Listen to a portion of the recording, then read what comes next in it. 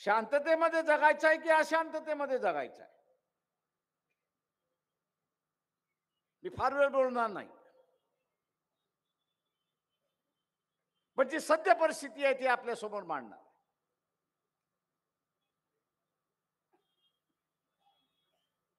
ज्यांना असं वाटतं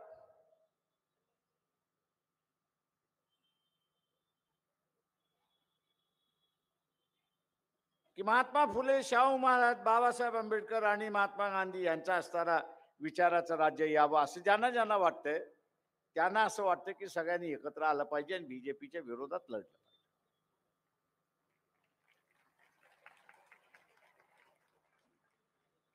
पण मुसलमान जसा शब्द वापरतो जालिम, तसं जालिम शांत बसणार आहे का स्वतःला उद्ध्वस्त करून देणार आहे का? तर जालिम हा काही शांत बसणार नाही, सैतान हा काही शांत बसणार नाही. त्या सैतानाच्या आणि जालिमाच्या कारवाया त्या ठिकाणी चालणार.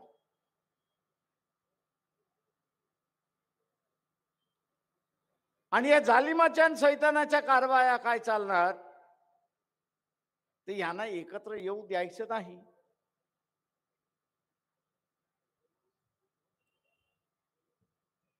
हे एकत्र आले तर आपला पराजय आहे आणि हे एकत्र लढले नाही तर या सैतानाला वाटतं की आपला विजय आहे.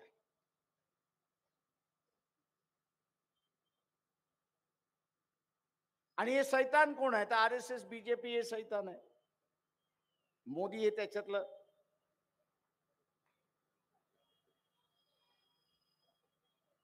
त्याच्यामुळे या सैतानाचं राजकारण कसं राहणार, तर बापात बाप ठेवायचा नाही आणि लेखात लेख ठेवायचा.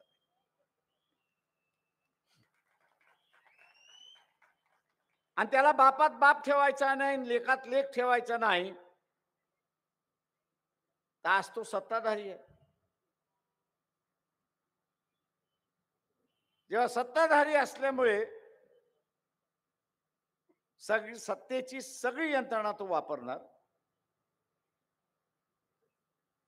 मी एका बाजूला मतदाराला दहशत निर्माण करायला,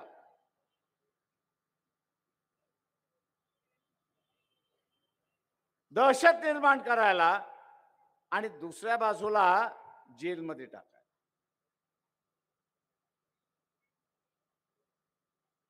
त्यांचं एक हत्यार आपण असणारं मोडीत काढलं.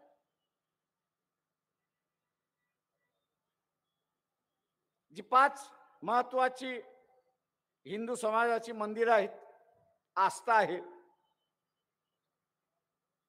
एकावरती बॉम्ब टाकून द्या. की बॉम्ब टाकला रे टाकला की आपल्याला असं वाटतं मुसलमानांनीच टाकला.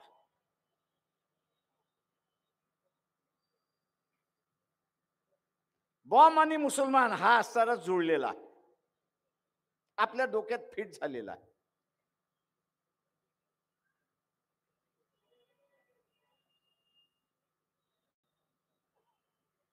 तुम्ही असं फिट झाले असं आहे.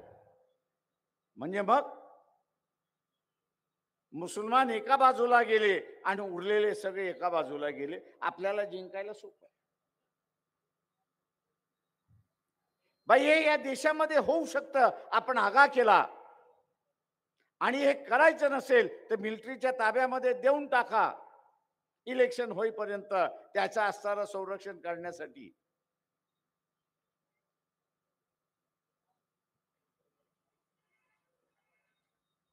संरक्षण करण्यासाठी मिलिटरीला देऊन टाका म्हटल्यानंतर एक हत्यार त्यांचं आपण काढून घेतलं. असे अनेक हत्यार आहेत. नवीन एक काढून घेतलं म्हणून जिंकला असं नाही. आता हे जे एकत्र यायचं नाही त्याचं कारण असं, महाराष्ट्र विकास आघाडीची सत्ता जाऊन किती महिने झाले? किती महिने झाले? 14 महिने झाले. आता ह्या 14 महिन्यामध्ये या तिघा पक्षांना लोकसभेच्या जागा वाटून घेण्याचा वेळ मिळाला नाही. वेळ मिळाला नाही हे कारण आहे की प्रत्येकाला असणारा संदेश गेला, राजे हो, सीटों का अगर बंटवारा हो गया, ऐलान होने के पहले तिहाड़ जेल में होंगे. बे तुमचं वाटप झालंय असं आम्हाला कळालं, तुम्हाला आम्ही तिहाड़ जेलमध्ये बंद केलं.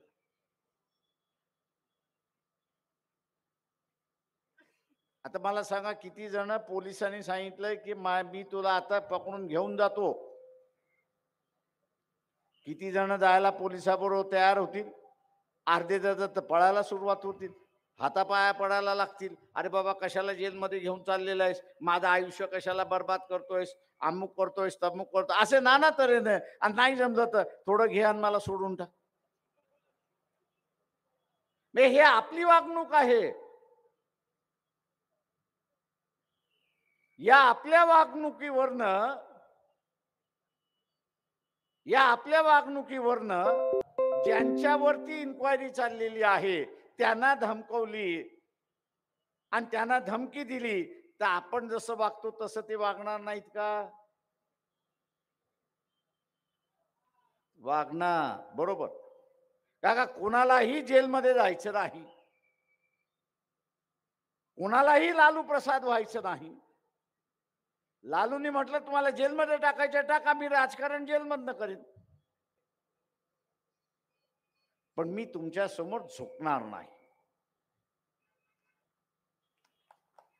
मी तुमच्यासमोर झुकणार नाही. तो माणूस झुकला नाही. पण आता जे असणारा एनडीए मध्ये आहेत, महाराष्ट्र विकास आघाडीमध्ये आहेत, किती जण असे आहेत की लालू प्रसाद सारखे आहेत? मला ते दिसत नाही, कच्चे लिंबू दिसतात. लुडकणारे लिंबू त्या ठिकाणी दिसत आहेत. आणि हे लुडकायला लागले की सैतानाचा खेळ यशस्वी झाला हे आपण लक्षात. आता वंचित बहुजन आघाडीच म्हणा ना, कित्येक वेळा सध्या, अरे बाबा आम्ही तुमच्याबरोबर यायला तयार आहोत, आम्हाला घ्या, नाही घेणार.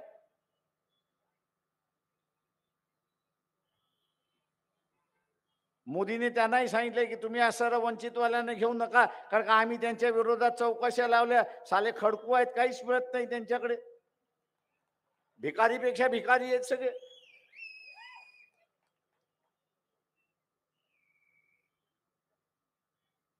आणि म्हणून यांना आम्हाला अडकवता येत नाही. हे जर इंडियाच्या आघाडीमध्ये गेले तर मोदीला तासल्याशिवाय राहणार नाही लोकांसमोर. आणि मोदीचं राजकारण जे आहे आज एकच चाललेलं आहे की तो जे सांगतोय तेवढंच, उरलेलं कोणी सांगायला तयार नाही. मी आजच दुपारच्या असणाऱ्या प्रेस कॉन्फरन्स मध्ये म्हटलं की त्या न्यूज ट्रॅकला तुम्ही पकडलं, याचं कारण की त्याला चायनाकडून पैसे आले. अरे नालायक मोदी, पहिल्यांदा एक सांग की गलवान ज्यावेळेस झाला त्यावेळेस चायनाकडून तू पैसे घेतलेस की नाही याचा खुलासा कर.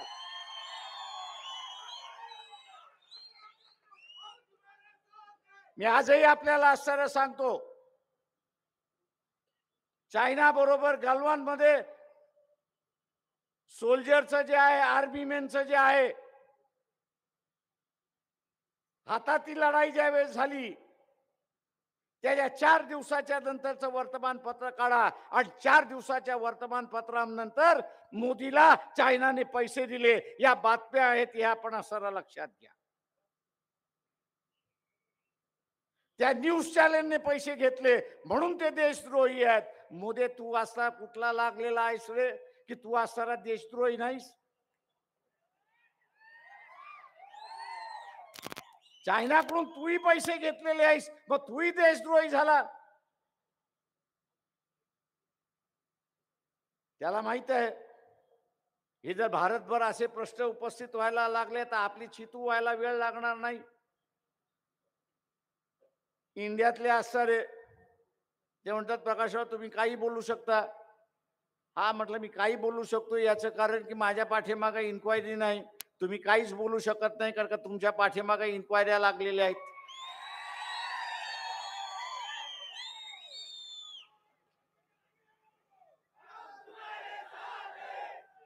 आणि म्हणून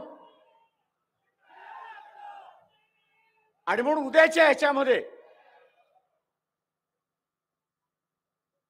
इंडियाची युती झाली, फार चांगलं आहे. आम्ही स्वागतच करायला बसलेलो आहोत. आम्ही त्या इंडियाला म्हणतो आम्हालाही त्या तुमच्या बरोबर घ्या.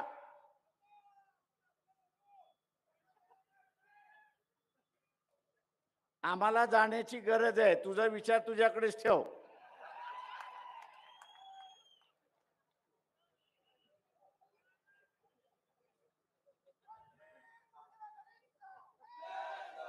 आणि म्हणून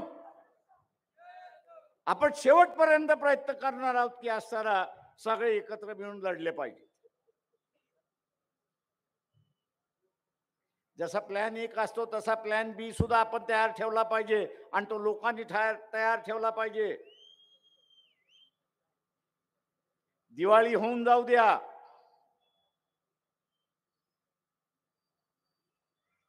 की मेलेला हिटलर पुन्हा ह्या देशामध्ये जिवंत होईल हे आपण लक्षात घ्या. कोणाकडे असणारा अँड्रॉइड फोन आहे त्यांनी हात वरती करा.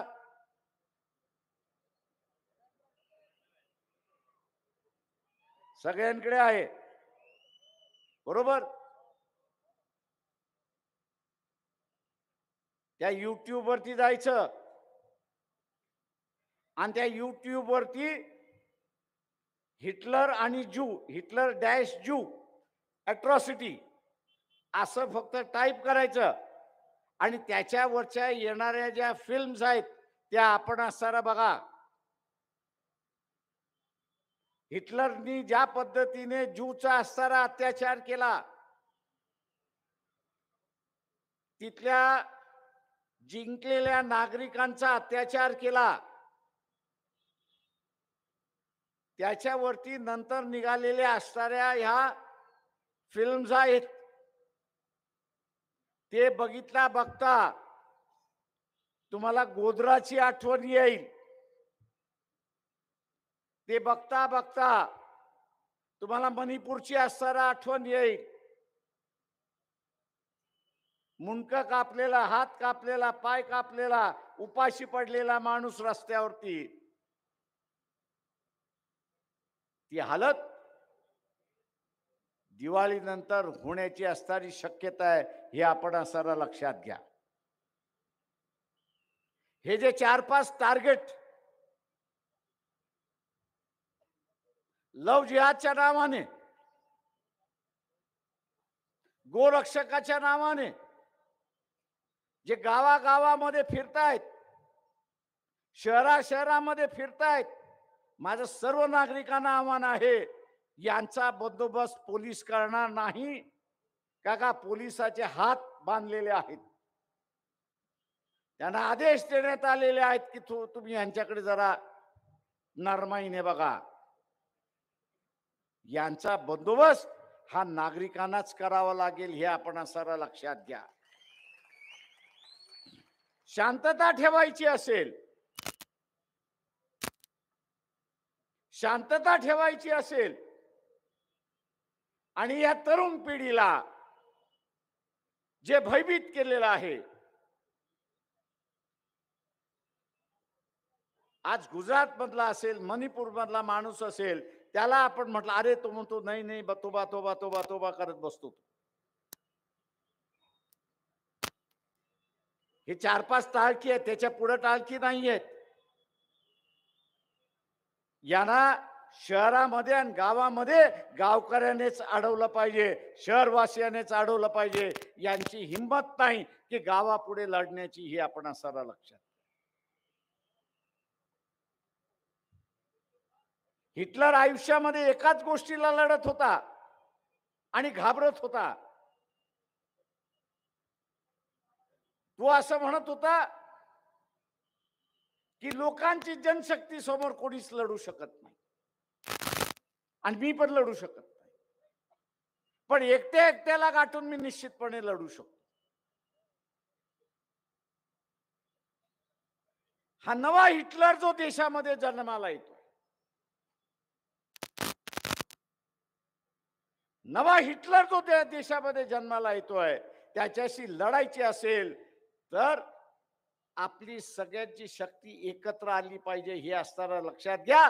जनशक्तीच्या समोर इथला असताना हिटलरही टिकला नाही, तर हा आपला सैतान सुद्धा टिकणार नाही, हे लक्षात. आणि म्हणून ही लढाई जनतेच्या हातातली लढाई, ही सत्तेची लढाई नाहीये. ही या देशामध्ये उद्या कोणाच्या विचाराचं सरकार चालेल याची असणारी लढाई. एका बाजूला नथुराम गोडसे, एका बाजूला असणारा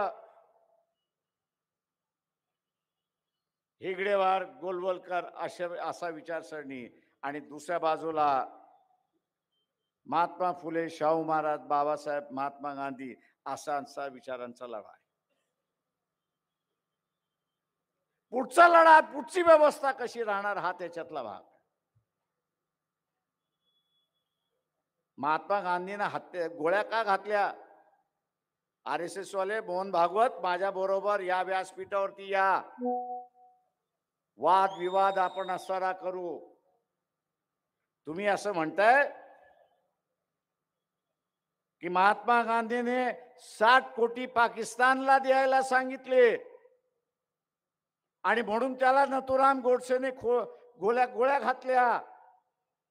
तुमच्या गांडीत दम असेल ना तर माझ्या बरोबर ह्या सभेमध्ये या आणि त्याच्यावरती वाद आपण असताना करू.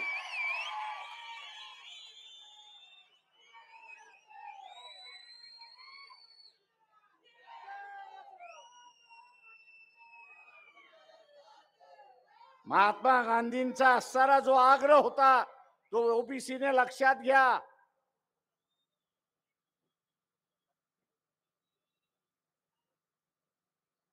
ओबीसीने पहिल्यांदा लक्षात घ्या की महात्मा गांधींना गोळ्या घातल्या या 60 कोटीसाठी नाही. महात्मा गांधींना एक वेळा नाही तर 5 वेळा गोळ्या घालण्याचा प्रयत्न झाला. आणि तो कशासाठी झाला तर सवर्णाच्या हातामध्ये तो तिरंगा होता. सवर्णाच्या हातामध्ये जो तिरंगा होता तो महात्मा गांधीने गावागावामध्ये फिरत जाऊन इथल्या साऱ्या बहुजन समाजाच्या हातामध्ये दिला आणि बहुजनाची लीडरशिप ही या देशामध्ये उभी केली. या देशातल्या लीडरशिप उभं करण्याचं श्रेय कोणाचं असेल तर हे महात्मा गांधीचं, हे आपण सारं लक्षात. मग तो माळी असेल, धनगर आहे, कुणबी आहे, लोहार आहे, सोनार आहे आणि इथला पाटीलही असेल.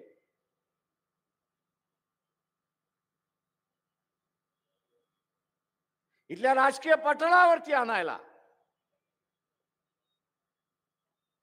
सवर्णाच्या हातामधला झेंडा इथल्या बहुजनाच्या हातामध्ये देण्याचं कामकाज कोणी केलं असेल तर ते महात्मा गांधींनी केलेलं आहे. आणि त्याच्याच बरोबर बाबासाहेबांनी इथल्या साऱ्या अस्पृश्यांच्या नव्या लढ्याचा असताना सुरुवात केली. या दोन महापुरुषाने राजकारणाचा पुन्हा कॅनव्हास बदलला. या दोन महापुरुषाने पूर्ण राजकारणाचा कॅनव्हास बदलला. सवर्णाच्या हातातला असणारा ब्रश काढून घेतला आणि सर्वसामान्य बहुजनांच्या उपेक्षितांच्या हातामध्ये असणारा दिला. हा राग होता आणि म्हणून गोळ्या घातल्या ही असणारा लक्षात.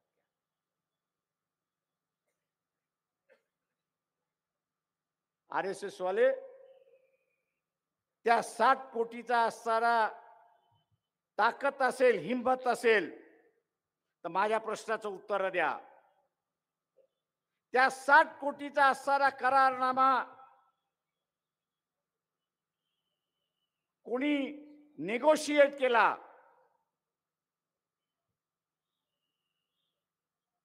तो करारनामा जो आहे भारत देशाच्या वतीने त्याचं प्रतिनिधित्व कोण करत होतं याचं नाव सांगा. त्याच्यावरती सह्या कोणी केल्या ते असणारं सांगा. हिंमत असेल तर ते असणारं सांगा. आणि RSS ची त्यावेळेसची भूमिका होती की हा करारनामा लागू नाही झाला पाहिजे.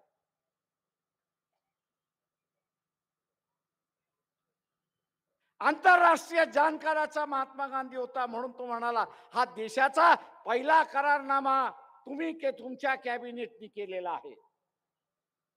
त्या कॅबिनेटचा मी हिस्सा नाहीये. तुमच्या सरकारचा मी असणारा हिस्सा नाहीये. पण आंतरराष्ट्रीय राजकारणामध्ये ज्यावेळेस शब्द दिला जातो त्यावेळेस तो शब्द पाळला गेला पाहिजे. पाळला गेला नाही तर तुमच्यावरती कोणी विश्वास ठेवणार नाही. आणि पहिला करारनामा हा तुमचा 60 कोटीचा केलेला करारनामा आज तुम्ही मोडायला निघालात तर जग तुमच्यावरती विश्वास ठेवणार नाही. मी माझी बाजू मांडली नाही, आग्रह धरला नाही, तुम्हाला जबरदस्ती केली नाही म्हणून मी अनशनला बसणार आहे. RSS वाले मोहन भागवत वाले हिम्मत असेल तर तो करारनामा कोणी पाकिस्तानच्या असणाऱ्या कायदे मिल्लत बरोबर असणारा केला ते असणारा सांगा. जिना बरोबर बोलायला कोण गेलं होतं ते सांगा. मी आज नाही सांगत तुम्हाला असणारा वाट बघतो की प्रामाणिक आहात का मला बघायचं आहे. तुम्ही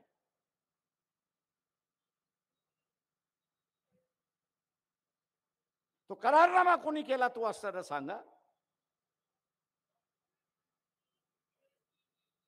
तो करारनामा लागू झाला पाहिजे. का देशाचा पहिला स्वातंत्र्य मिळाल्यानंतर पहिला आंतरराष्ट्रीय करारनामा होता आणि आंतरराष्ट्रीय करारनामा हा तुम्ही लागू करणार नसाल तर यापुढे आंतरराष्ट्रीय करारनाम्यामधला तथ्य आणि विश्वास हा तुम्ही गमावलेला असेल आणि म्हणून तो लागू करा या आग्रहासाठी महात्मा गांधी. मित्रो, इथं फसव्याचं राजकारण फार चालतं. फसव्याचं राजकारण फार मोठ्या प्रमाणात चालतं. खोटा बोलण्याचं राजकारण फार मोठ्या प्रमाणात चालतं. आणि म्हणून मोहन भागवत यांना असं आव्हान देतो की या त्या पाकिस्तान बरोबर झालेल्या 60 कोटीच्या करारनामा हा मी आज इथे आणून ठेवून देऊन आपण त्याच्यावरती चर्चा करू. तुम्ही खरे की आम्ही खरे याचा असणारा दूध का दूध और पाणी का पाणी होऊन जाऊ द्या एकदा तर. आणि म्हणून मित्रो, हे इलेक्शन सामान्य माणसाच्या हातामध्ये येणार. एकत्र लढले तर फार चांगलं, पण एकत्र लढले नाहीत तर असं समजू नये की त्यांना एकत्र यायचं नव्हतं. त्यांना जालिमाने एकत्र येऊ दिलं नाही हे आपण डोळ्यात त्या ठिकाणी लक्षात ठेवलं पाहिजे, डोक्यात आपण त्या ठिकाणी ठेवलं पाहिजे. आणि मी इथल्या असणाऱ्या मुस्लिम बांधवांना सांगतो, मोदीचं सरकार, RSSचं सरकार, BJPचं सरकार ठेवायचं की न ठेवायचं हे मुसलमानाच्या हातामध्ये आहे, हे पहिल्यांदा लक्षात घ्या. हे मुसलमानाच्या हातामध्ये आहे. आम्ही सगळं आपल्या आपल्या पक्षामध्ये जाऊ. इथला मराठा असेल, कुणबी असेल, लोहार असेल, सोनार असेल, तो आपापल्या पक्षामध्ये जाईल. मुसलमानाचा अजून कुठला पक्ष निर्माण झालेला नाही, त्याच्यामुळे तुम्ही मोकळे आहात.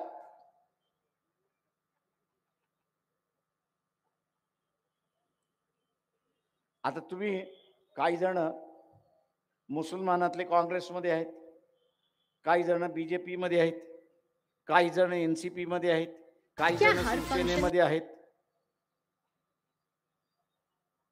ही सगळे जण आपापला पक्ष कसा आहे चांगला आहे सांगायला येतील. त्याला म्हणा 2024 पर्यंत तुझा कोंबडा बंद करून ठेव. त्याला बिनकुल आवाज करून देऊ नको आणि तू पण आवाज करू नको.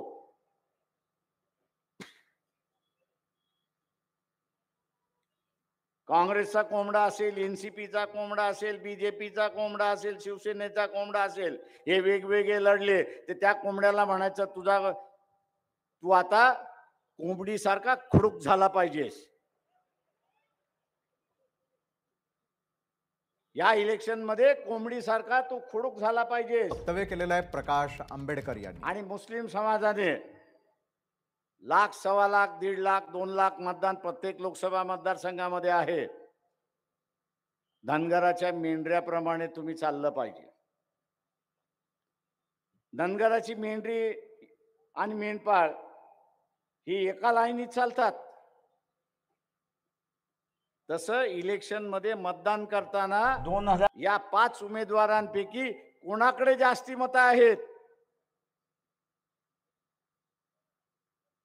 कुणाच्या हातामध्ये दूध आहे आणि ते भरलेलं दूध आहे,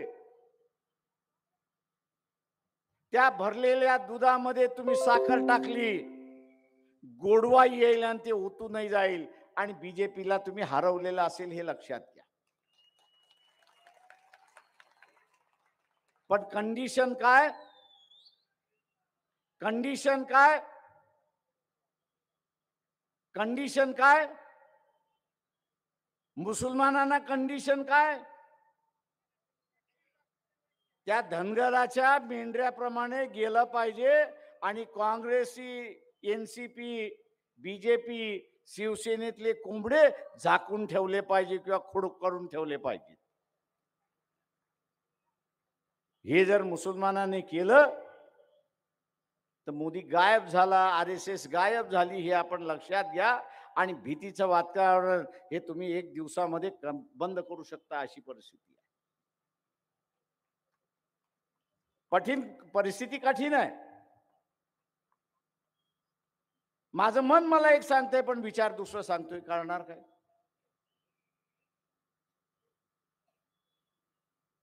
माझं मन मला सांगतंय नाही आम्ही असं एकत्र आलं पाहिजे, पण विचार मला सांगतो तो जालिम एकत्र येऊ देणार नाही ना. मुसलमानाने यावेळेस भावनिक होऊन राजकारण करता कामा नये. मुसलमानाने भावनिक होऊन राजकारण करता कामा नये. विवेक आणि विचाराने राजकारण केलं पाहिजे. आणि ज्या दिवशी मुसलमानाने विवेकने आणि बुद्धीने राजकारण केलं तर इथे आरएसएस, बीजेपीचं सरकार गेलं, मोदी पंतप्रधान राहणार नाही एवढं असताना लक्षात घ्या. अनेक जणांना पटणार नाही माझं म्हणणं. क्या कह रहे? अरे आपण जसं म्हणतो की आपण सगळे एकत्र आलो पाहिजे तसा आपला विरोधी सुद्धा खेळत असतो ना, हेही लक्षात घ्या. हा बुद्धिबळाचा खेळ आहे. या बुद्धिबळाच्या खेळामध्ये आपल्याला असणारा आपला राजा आणि आपला वजीर आपल्याला वाचवायचा आहे. आपला राजा आणि आपला वजीर काय आहे? तर इथला असणारा पार्लमेंट हा असणारा राजा आहे आणि त्या पार्लमेंटमध्ये जाणारा माणूस जो आहे तो आपला वजीर आहे, त्याला वाचवायचा आहे.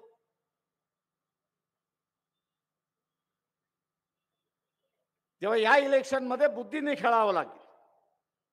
ताकदीने खेळण्याचा वेळ संपलेला आहे. शिवाजी महाराजांच्या काळामध्ये ताकदीचा वेळ होता. तलवार हातामध्ये मिळाली आणि एक स्वराज्य आपण असं या ठिकाणी तयार केला. ते इतिहासाची नोंद आहे. पण आताचा असणारा कालखंड हा तलवारीचा कालखंड नाही. आत्ताचा असणारा कालखंड जो आहे तो बुद्धीचा कालखंड आहे, पेनाचा कालखंड आहे. काळाप्रमाणे आपल्याला असं वागावं लागणार आणि काळाप्रमाणे आपल्याला त्या ठिकाणी योगदान द्यावं लागतं. आणि म्हणून पटत नसलं तरी आपल्याला असं ते पटवून घ्यावं लागेल हे लक्षात घ्या. आता उद्या तुम्ही म्हणालात काँग्रेस आणि राष्ट्रवादी एकत्र या, नाही आले तर तुम्ही करणार काय? उद्या असणाऱ्या काँग्रेस आणि शिवसेना एकत्र आली नाही तर तुम्ही करणार काय? तो त्यांचा उमेदवार तो त्यांचा उमेदवार उभा करणार. आणि मग तुम्ही बोटा मोडणार, अरे मी ये मोकळं आपस में वातावरण लड़ रहे, क्या ठेवलेलं नाही. करूं मैं? चांगली गोष्ट आहे, मी असं म्हणेन. आपस में लड़ने दो उनको. आप अपनी ताकत देखो, आप अपना वजूद देखो, आप अपना हिम्मत देखिए, हौसला करिए. क्या आप इस निर्णय को बदल नहीं सकते? अगर आपका दिल और दिमाग ये कह रहा है कि मैं इस निर्णय को बदल सकता हूं, तो मैं उसी तरीके से अपना बर्ताव करना चाहिए. और जिस दिन आपने ये किया, उस दिन परिवर्तन की लहर जो है इस देश में शुरुआत होगी. ये आपको ध्यान में रखना होगा. मायूस होकर कोई राजनीति नहीं होती है.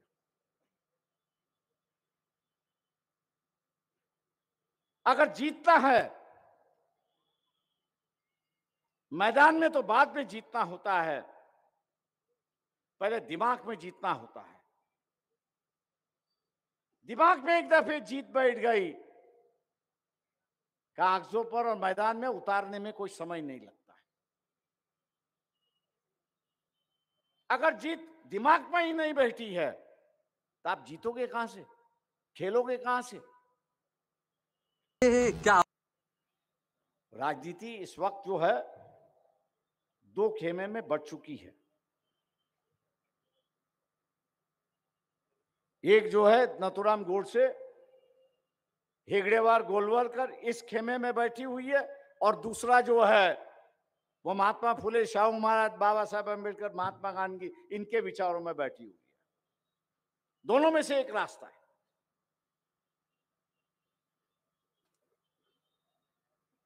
अब ये दोनों में से एक रास्ता जो है लोगों को चुनना है, आपको चुनना है. आप जिस तरह से रास्ता चुनोगे मुसलमानों, उस तरह से आपको 20% यहां का आम आदमी दिखाई हुए, आप 20% आदमी जो है वो आपकी तरफ झुकाया हुआ दिखाई देगा. और वही जो है निर्णायक परिस्थिति होगी, ऐसा मैं यहां पर मानता हूं. दोस्तों, ये जो दंगों की कार्रवाई है, उम्मीद मत लगा के बैठिए.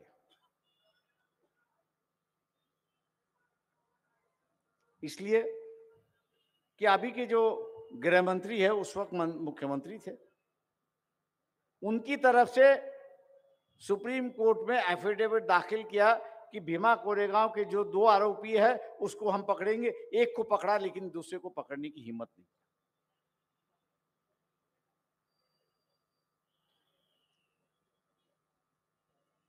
और ये एफिडेविट जो है 2018 में सबमिट किया हुआ है. आज हम लोग 2023 में, 5 साल हो गए. बीच में कांग्रेस की सरकार है, मैं उससे उम्मीद कर रहा था कि वो एक्शन ले, लेकिन उन्होंने कहा प्रकाश भाई थोड़े धीरे से. मैंने कहा राजनीति धीरे से नहीं चलती, अपनी गति से चलती है. अगर आप अपने गति से नहीं चल गए, तो मैंने कहा मान लो आपका भी सत्यानाश होने में कोई कम वक्त नहीं लगेगा, क्योंकि डर आपके मन में बैठा हुआ. और इसलिए मैं उम्मीद करता हूं कि एक लक्ष्य बना लीजिए. कौन हारे कौन जीते ये अलग बात है. एक लक्ष्य अगर हम लोग ने बना लिया, तो मेरे ख्याल से उसको हासिल करना आसान हो. और वो लक्ष्य क्या है कि 2024 में नरेंद्र मोदी प्राइम मिनिस्टर नहीं होगा. ये लक्ष्य हम लोग ने वहां पर बनाना चाहिए. 2024 में नरेंद्र मोदी प्राइम मिनिस्टर नहीं होगा, सरकार किसकी भी आए, सेक्युलर की सरकार आए तो हम लोग तालियां बजाएंगे और आनंद उत्साह करेंगे. और ये लक्ष्य मैं मानता हूं बहुत आसान है, कोई लंबा नहीं. नरेंद्र मोदी को अगर प्रधानमंत्री बनना है तीसरे बार, तो उसके पास 272 एमपीज होना जरूरी है. कितने एमपीज होना जरूरी है? आवाज नहीं आ रही. और 272 नहीं आए तो जो इकट्ठा नहीं आ रहे थे, जिनको मोदी ने अड़चन लगाई थी, वो पहला कहेंगे भैया इसको निकालो तो अपनी गर्दन की तलवार मोकली हो जाएगी, और अपनी गर्दन की तलवार निकालने के लिए ये कहेंगे तुम मोदी छोड़ के अगर किसी कोई हो रहा है तो हम लोग उसके साथ में जाएंगे, वरना हम नहीं किसी के साथ जाएंगे, क्योंकि उनको पता है कि मोदी रहा तो एक तरफ तलवार है और दूसरी तरफ तिहाड़ जेल है और दूसरा मार का ही बचाना, अपनी जान छुड़ाने के लिए, अपनी जान छुड़ाने के लिए, अपनी जान छुड़ाने के लिए ये भारतीय जनता पक्ष की सरकार केंद्र में नहीं आने देंगे, क्योंकि उनको अपनी हिफाजत करनी है, वो अपनी हिफाजत करेंगे और फिर आपकी हिफाजत करेंगे, ऐसी परिस्थिति है। और इसलिए मायूस जो एक डर और खौफ पब्लिकली जब मुसलमान कहता है तो कहता है मैं अल्लाह के अलावा और किसी को डरता नहीं हूं, लेकिन बैठक में अगर बैठ गया तो बोलते सर बहुत तकलीफ हो रही है, बहुत डर रहा हूं मैं। बात सही है आपकी, बर्ताव वैसे सरकार की ओर से बर्ताव हो रहा, डर और खौफ बैठाने की बात सरकार की चली है,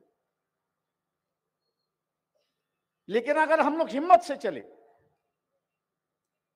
और ये सोच के चले कि 2024 में भारतीय जनता पक्ष आरएसएस की सरकार गिरानी है, मतलब गिरानी है, तो हम लोग कामयाब होंगे और आप कामयाब करोगे। इन्हीं लफ्जों के साथ मैं आपसे रजा लेता हूं। जय भीम, जय भारत।